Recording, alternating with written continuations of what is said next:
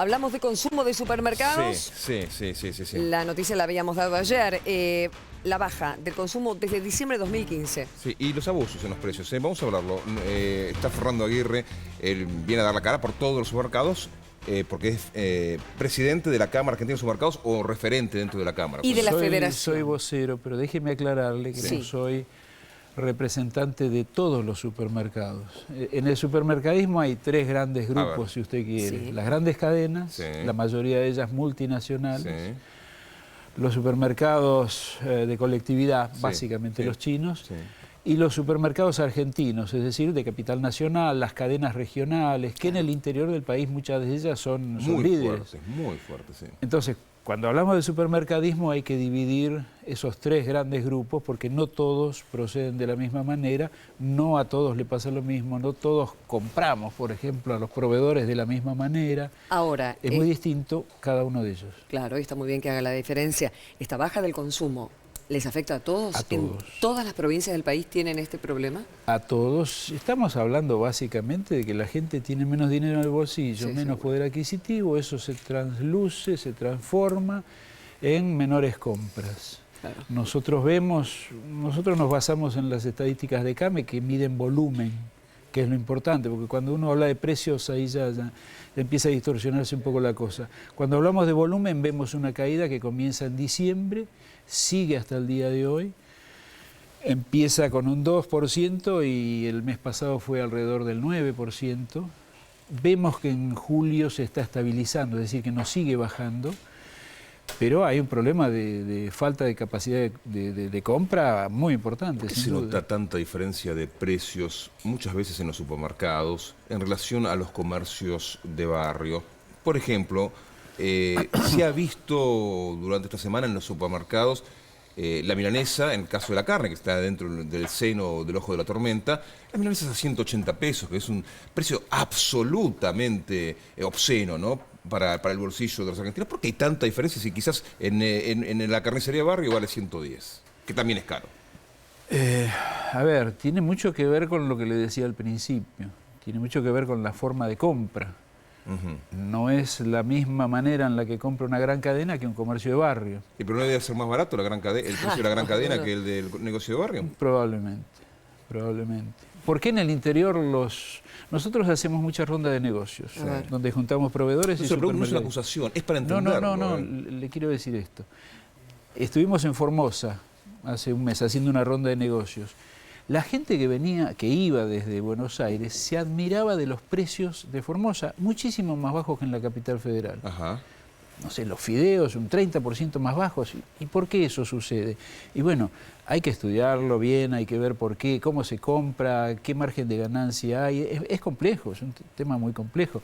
Ahora, la carne a 180, no sé, habría que ir a ver en especial qué pasa en ese comercio, pero lo que es el comercio, la compra, la venta, la producción, es complejo, ¿no? Ese número del 24 y algo por ciento que había subido en mayo, en referencia interanual, siempre está lógicamente por debajo de la inflación, en definitiva, ¿no? En mayo había registrado un aumento del consumo, pero sigue siendo lógicamente inaceptable. ¿Aumento del consumo? Sí, en mayo, Ole y Mayo. Estamos hablando de facturación. Sí. Si hablamos de facturación, ahí está la inflación. Entonces uno puede decir, bueno, aumentó la facturación, pero si le quito la inflación, en realidad cayó. Claro. Es decir, si tenemos un 35% de inflación, la facturación aumentó un 24%, bueno, le falta un 10%. Es decir, ha caído en realidad. Por eso le decía que lo ideal es medir volumen, kilos, litros, cantidad de paquetes. Ahí sabe realmente cuánto se está vendiendo menos. ¿En la Federación se quejan de que han perdido clientes a manos de los negocios más chicos?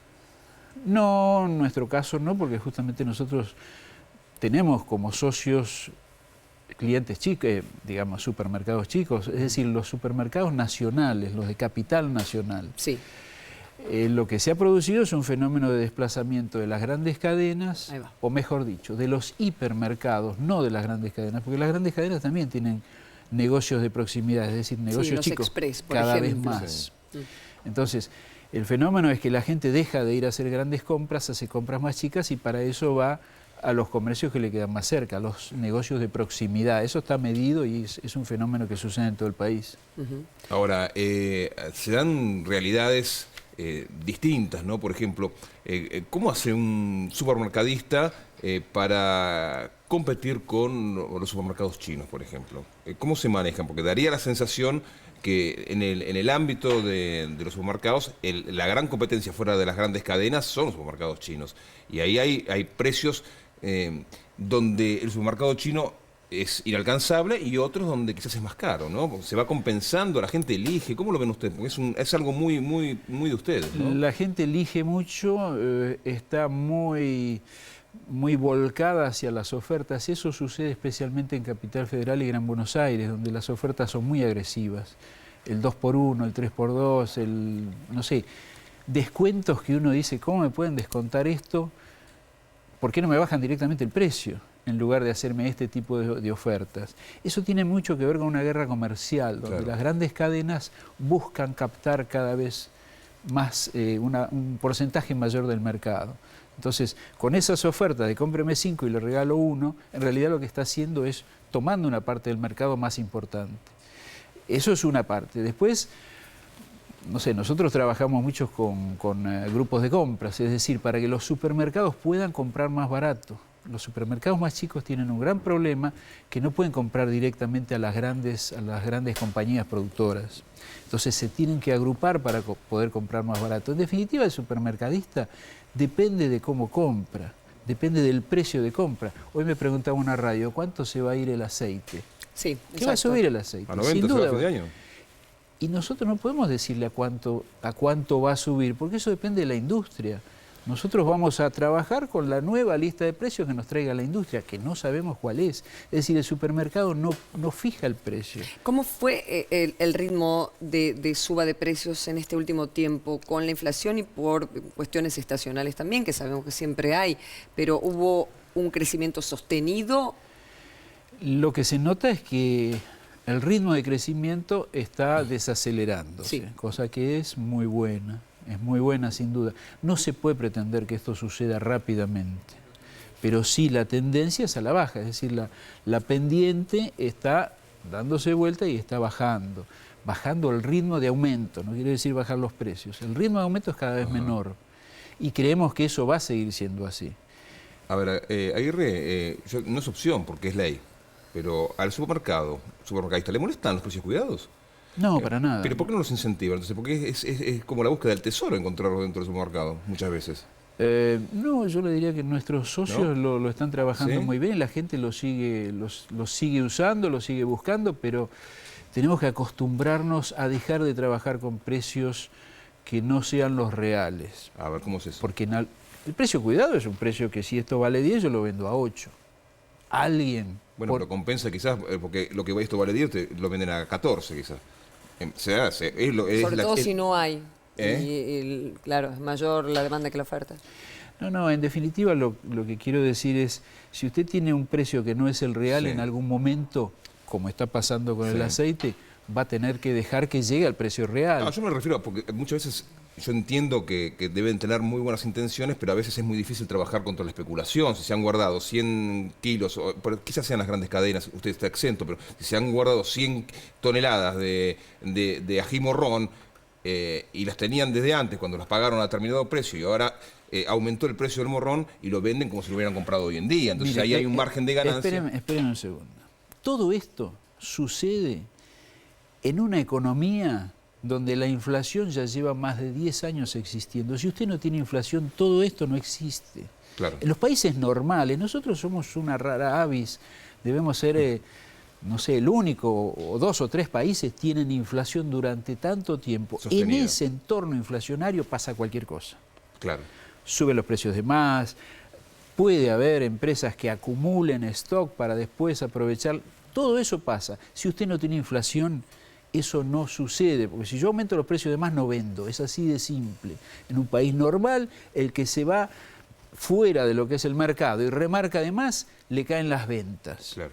Entonces, comencemos porque el mercado sea normal y ahí sí va a ser mucho más fácil detectar a ver quién está haciendo, quién tiene actitudes desleales y todo lo demás. Uno como consumidor se pregunta, se quejan de que no venden, porque no bajan los precios, algunos. Yo pregunto ahora, desde la federación o desde la asociación, bajan los precios y aún no se vende? A ver, el que puede, no hablemos de bajar, porque bajar es esto valía 10 y pasa a valer 8. No, no, hablemos de que el ritmo de inflación decrece.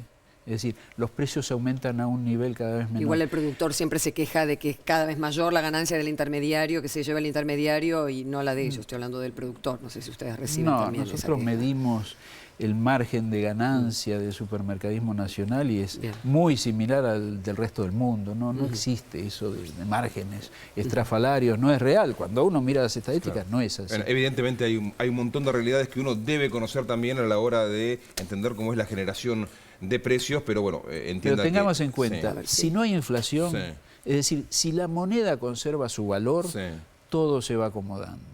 Si hay una inflación durante 10 años, y va a encontrar de todo. Le vuelvo a hacer la pregunta que le hice. Sí, ¿Le baja entonces, si baja aún no vende? El consumidor está atento cuando el precio está menor y bien competitivo al de otro. ¿Aún no se vende? Yo le cuento lo que sucede en la realidad. Durante un tiempo, los últimos meses, digamos desde diciembre en adelante hasta abril, mayo, los proveedores venían y nos tiraban la lista de precios nueva. Ni siquiera se bajaban del auto. Hoy en día lo que sucede es, por ejemplo, te traigo la nueva lista de precios, pero por ahora no la apliquemos, esperemos. Bien. ¿Por qué? Porque digamos, el descenso de la inflación no tiene que venir por el lado de la caída de la demanda. Tiene que venir por el lado del aumento de la oferta. Los precios se van deteniendo, pero si eso es consecuencia de la caída de la demanda, no está bien. Eso hay que solucionarlo de otra manera. Fernando Aguirre, muchas gracias. Un gusto. Un placer.